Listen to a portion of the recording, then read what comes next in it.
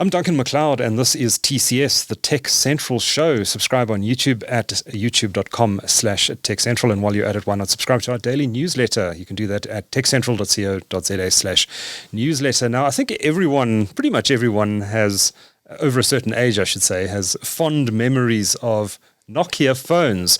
I lost count of how many Nokias I've owned over the years. I think my favorite, I was trying to remember this morning, I think my favorite ever was the Nokia E71, which ran an old, stand to be corrected here, but ran an old OS called Symbian S60.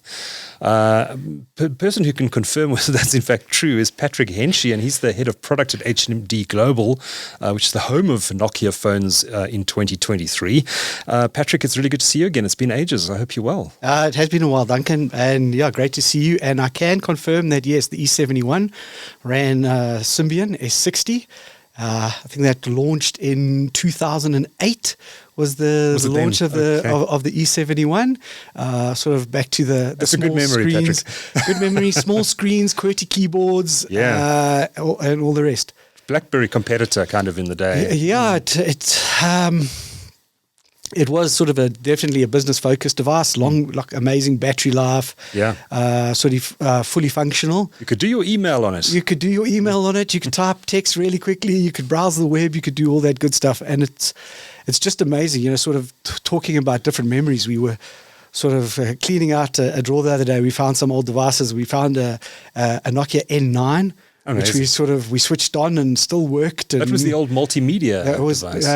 It ran Migo. It ran Migo operating system. What was that? I remember that. It was sort of like a full screen smartphone. Yeah. Running Migo, and it was just amazing at how small the devices were. Yeah, tiny. I think it had a 3.95-inch screen, and you look at that. That was big at the time. It was big at the time, and you put that in your hand, you look at that, and you go like, how could I use this? Did we really do stuff on these devices? But yeah, it's always good to sort of wander down memory lane. Yeah, for sure. But I think everyone's got their own Nokia story to tell. Is the joke, is it the 3310 that was indestructible? Yep. I remember the editor of Computing SA at the time, which is a publication that's long defunct, but I remember her at the time driving her Jeep over it to see how whether it was really indestructible or not. And the phone survived. That was also an incredible device. I think, sort of the predecessor to that was the 3210, which was sort of one of the first mainstream devices that did away with the antenna. So it's kind of this like total evolution of devices, and also just sort of reminiscing about those days, this way back when devices had big motherboards, lots of different ICs, and small displays, and nowadays you open a device and it's kind of like a battery and screen and a tiny little integrated circuit. Yes. Yeah, pretty much. So it's also just from a technology point of view, the journey's also been amazing. What was your first Nokia phone? My first Nokia phone was an 8110i. 8110i. That was a high-end phone back in the day. Well, was that the curved one? That was the curved one. Yeah. We did a sort of what we call a retro device. We redid the 8110 in 2018.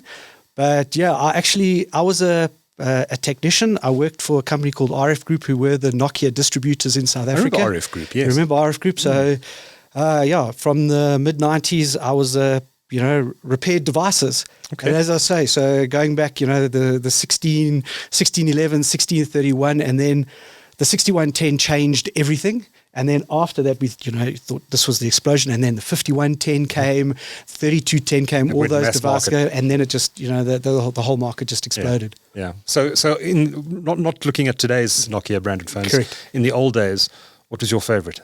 8110i. Really? I love that first device.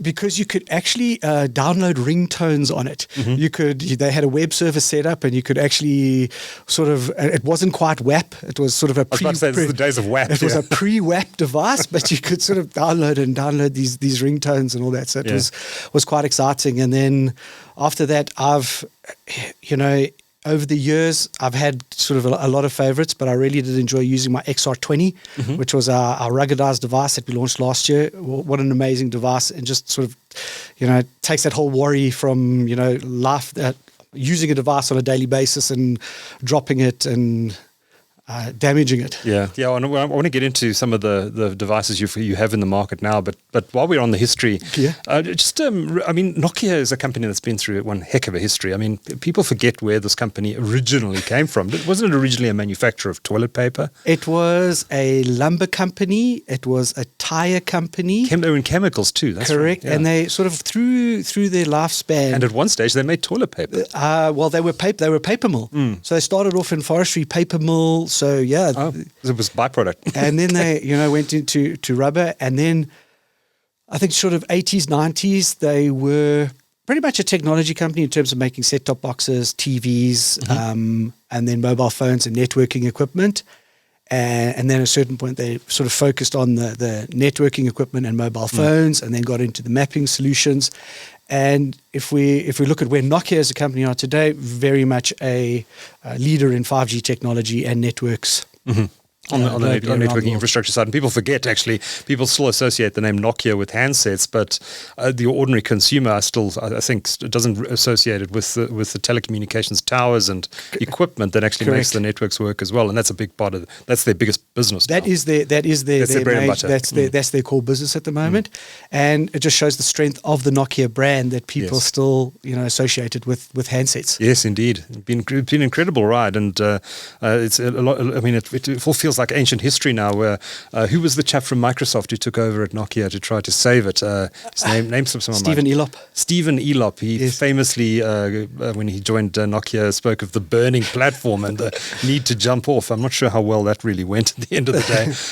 And then Microsoft, of course, bought the handset assets from Nokia, and we all know how badly that ended up going. Microsoft was very late to the handset market. I think by the time they were coming to the market, Google had already won with Android, and the rest, as they say, is history. And and Nokia, the iPhone arrived on the scene, Android arrived, and Nokia became a tiny shell of its former self, but it's still around, and but in a very different guise today. And that's under HMD Global. Who is HMD, and how did this arrangement come about? So we were born out of when Microsoft decided that they weren't going to do phones anymore. There were a lot of ex-Nokians or people who had a particular affinity and love for the brand who sort of decided that there's still a market here. There's still, the Nokia brand is still strong.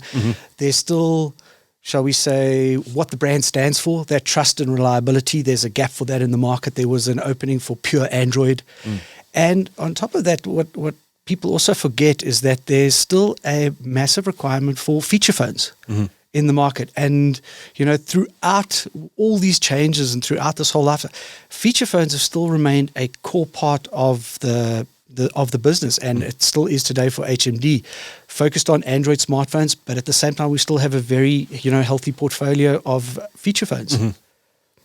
So HMD was spun out of Nokia. It was created by ex-Nokia employees. It's not owned by Nokia. It's not owned by Nokia. It's purely a licensing arrangement. We sort of license the Nokia brand, right, and we manufacture devices under the Nokia brand, but very much sort of sticking to that ethos of this is the Nokia brand. We have test requirements that we do in conjunction with Nokia to ensure that all our devices, they are higher standards than any other of our competitors, just to make sure that these devices still will, live up to life's daily knocks. Yeah, and I think the ironic thing about all these developments, and we are looking 10 years into the past now, but one of the ironic things about all of this is that Microsoft ostensibly bought the Nokia handset business to keep the Nokia devices out of the Android ecosystem because they were trying to build Windows Phone at the time. Yes. And now Nokia is obviously in the market post all of that with Android phones. I mean, do you just looking back, you lived through all of this. Yes. You were working at Nokia and then subsequently HMD Global as all of this history was happening. I mean, looking back at it all now, what do you think perhaps should have been done differently? Do you think their different decisions would have had a different outcome today for Nokia? Wow, there's been so many sort of explanations. I'm sure there's sort of Harvard business cases and I'm sure. all that type of stuff. There's the corridor talk, but really, for me, I've been on a journey. I've enjoyed the journey. I've learned so much. I've grown so much as a person through this whole tech journey. I've had good experiences wherever I've been. And, right now it's about, focusing and enjoying life at HMD and, sort of taking the Nokia brand further and with feature phones as well as Android smartphones. Well, certainly an adventure you've been on over the last decade or so. Yes. But Patrick, tell me a bit about where Nokia or where HMD Global positions Nokia in the market today, both globally and in the South African context. Where are these devices pitched? What do you do differently to other device manufacturers that might entice consumers to the Nokia brand? So every market is very different, and we're very cognizant of that. And we look at that and we say, right, in these markets, where can we succeed and where can we differentiate? So for South Africa, if we look at 2022, it's always interesting when you talk to different people and what their perception of the best-selling smartphone in the country is, or who sells the most smartphones in South Africa. If we look at smartphones, sort of taking data from, say, IDC, 70% of devices sold in South Africa cost less than 3,000 Rand. And that's not, that's a once-off 3,000 Rand payment. Yes. So you can imagine for HMD when we started out, it was where should we focus on? Where should we look at? And that's where the biggest opportunity in the market was. And we still continue there today with our C series, which are a budget-friendly, user-friendly, data-friendly device where we drive devices in that. We also, if you look at the different channels in the market, you've got your prepaid and your postpaid channels. We definitely are more focused on the prepaid side, but then we also, take a lot, or online has been a great sales channel for us, for people looking for high-end devices, running pure Android with, really great spec. Yeah. And that's one of your selling points, is the fact that Android is not heavily customized. It's basically stock Android running on these devices. It's basically, yes, it is stock Android running on the devices, where we have a couple of bespoke applications. There's a My Device application, which allows you to sort of interact with tech support. The camera is normally a bespoke application. Otherwise, the device comes with the Google services loaded on the device. So once again, if we compare ourselves to other competitors in the same price bands, there's far less bloatware on the devices or no bloatware on the devices. It gives the consumer more space, more control over their data spend, and total control over what applications they load onto the devices. And presumably the fact that you aren't doing heavy customizations means you can push out updates quicker than some of your competitors. Definitely. And I think that's also been a key point for us. So we streamlined the portfolios into C, G, and X. G and X, those run an Android One, part of the Android One program, whereby they get 3 years of monthly security updates.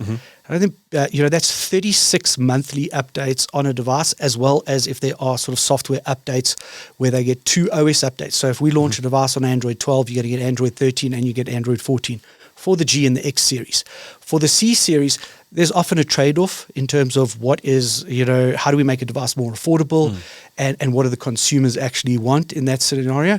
And we're still proud that even on our C series, we do 2 years of quarterly updates on the device. Security updates, yeah, because we very much start a product with this, security by design or privacy by design, where we want to keep the devices up to date and drive that whole conversation around it's okay to keep your device for longer.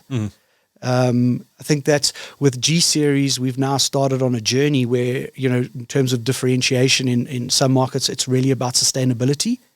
And our device we've launched at MWC, the G22, it's one of the first devices that comes with a easy repair capability. So we definitely believe in that right to repair. Oh, yes. And this device actually comes with, there's an iFixit manual published on the web. You can order the tools. You can order sort of battery off the device. So one of the first things you'll be able to do on that device, much easier repair of battery, charging port, and display. Guards available, and just building in that direction where your device is going to be relevant for longer. Do you plan to do that with all of your devices? Is this the first where you're? It's the first device, and it definitely for us is a journey on sustainability, devices lasting longer, giving consumers more comfort with their device. It's connect the world without costing the earth. That's sort of one of the viewpoints of that. I'm sure you guys have done some market research in South Africa about what consumers feel about the Nokia brand. I don't know if you've done that sort of research recently, but what is the view out there? I mean, as I mentioned at the start of our discussion, yes, people still have an affinity for the Nokia brand. They remember it from the old days when they used an old Nokia feature phone or one of the early smartphones. Yes. But today, when you speak to consumers, what are they telling you? What is their view of Nokia as a brand? So once again, if we're talking in sort of areas where we are selling devices and heavily promoting devices, it's all about love it, trust it, keep it. Sure. Love my device, trust my device, and I keep my device for longer. So there's still definitely, and it's not just in South Africa. I have the privilege of sort of being involved in other African markets, and just Africa, Middle East. There's still this affinity to Nokia, and also that comes from still having a very strong feature phone market, where for some people their first device today is still a Nokia device. Yeah, and it's amazing also how many people, regardless of what smartphone they've got, they've still got a Nokia 105 in their pocket, which is Mr. Reliable, make calls. It's my torch, and I have one. I use it to go running with. Correct. And honestly, I still think the Nokia 105, one of the iterations of it, is probably still the most talked on device in South Africa. Oh, really? Wow. Yeah. I have a Nokia 105, which I put in my moon bag when I go running, sure, as an emergency backup. And I mean, in today's, if we look at the challenges we're having with electricity at the moment, what's better than a device with sort of 30-day standby time? Okay, in emergency, you make and receive a call. It's got a torch on it. It's got a built-in FM radio that doesn't need an antenna. You can tune into a radio. It's I think in certain sort of segments of the market, there's still Nokia. Wow. Amazing, great devices, still number one. Right. What about the top end? What about competing with the iPhone and the Galaxy S23 series? Is that something that's on the roadmap, or are you going to stick to mid-range and below? See, once again, it's about where are the opportunities. Where are we going to be able to differentiate ourselves? And I think the journey we've taken with sort of certain markets where it's about the C series and meeting that consumer need, and if we look at other markets where it's about the G series, where it's about the OS updates, and now starting this whole journey about the easy repairability. So we'll see where that takes us. It started off with the security updates. It started off with telling people you can keep your device for longer because we're going to keep the software relevant. And now it's a case of, hey, hopefully you can repair your devices. Which are those components which get repaired the most often? Okay, how do we make that easy, and we move on from there? So there are three Nokia lineups in the smartphone space. There's the C, which we've touched on, which is really the entry-level devices, and then you've got the G and the X. Yes. What are the G and the X? Just take us through where those are positioned exactly and what they do. So G series, that would be, anywhere between so if you're talking price points, you'd look at sort of between 4,000 and sort of 6,000 Rand. Okay. Those devices are Android One phones. They give you 2 years of security, or 3 years of security updates, monthly security updates, and 2 years of OS updates. And really, it's about keeping your device for longer. Okay. X series, where we, they're devices that they pushed us a little bit, to sort of make what is now considered a mid-range device.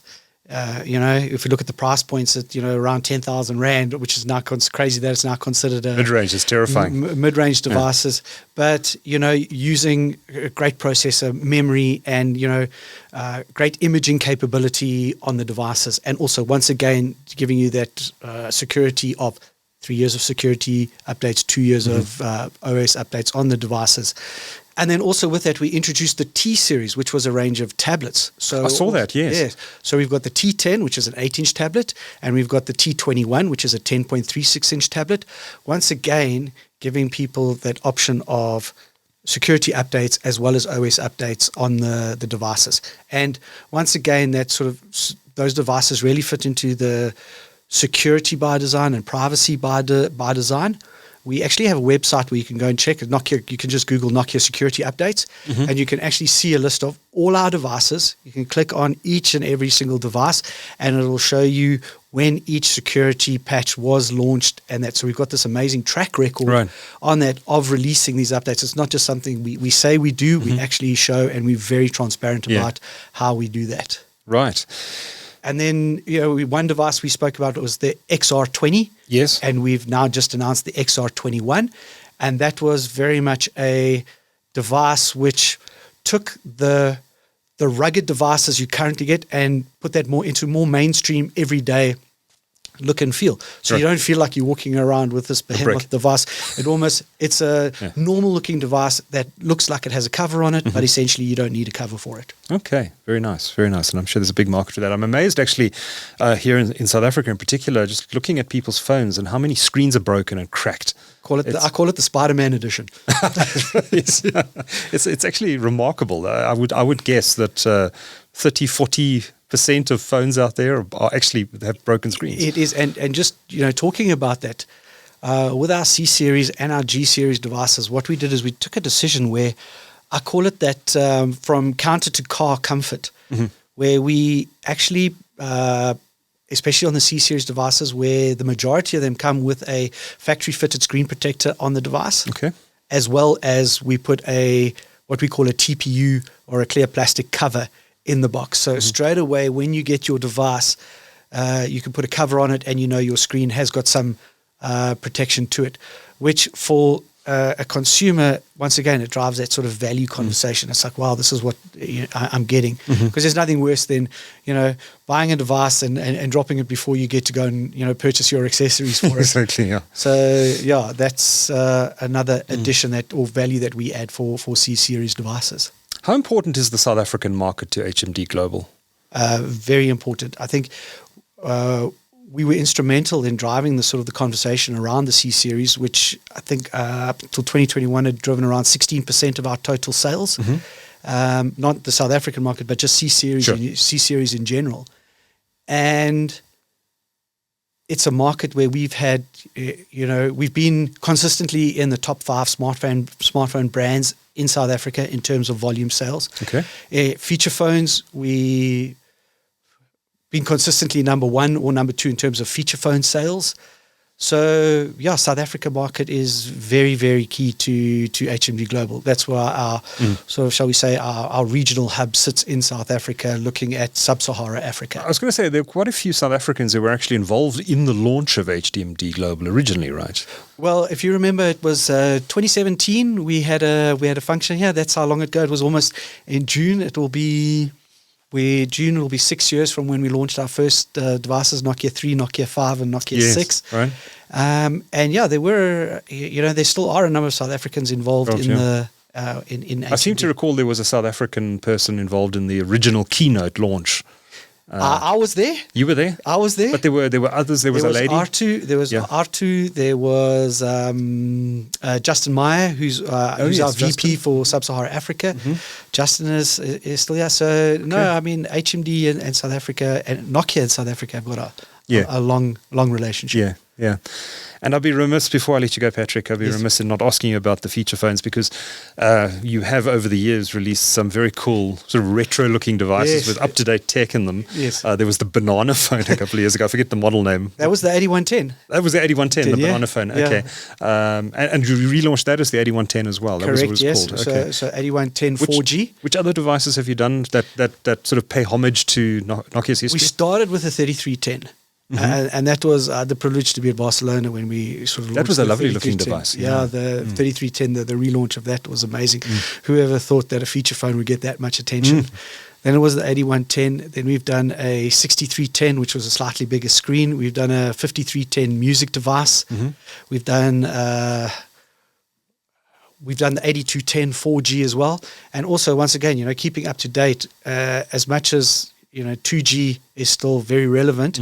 We have started, moving in that direction where we have feature phones supporting 4G technology, giving crystal clear quality over VoLTE or voice over LTE. The operators require that. I mean, the operators want to move away from 2G and 3G at some point.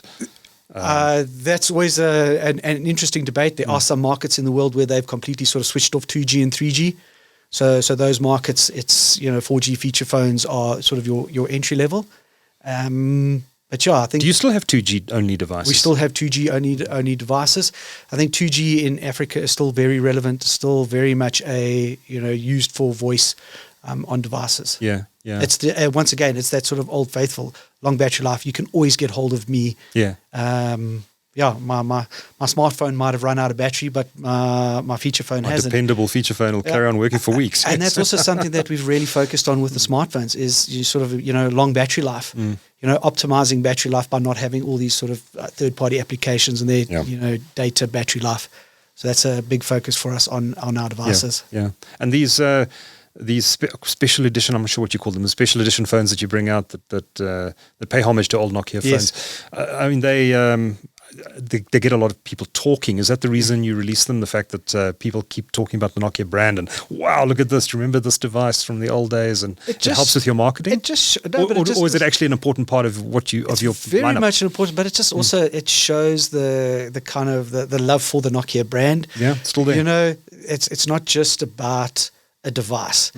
I think for us, if you talk to some of the designers, it's very much about crafting something and making something that people are going to enjoy and people are going to look at. So it's not just, here's a slab of glass, put a battery on it and send it out. There's kind of like a lot of thought, and they're very passionate people behind the scenes making it happen. Yeah. And they've got that sort of, that history and that love. Yeah.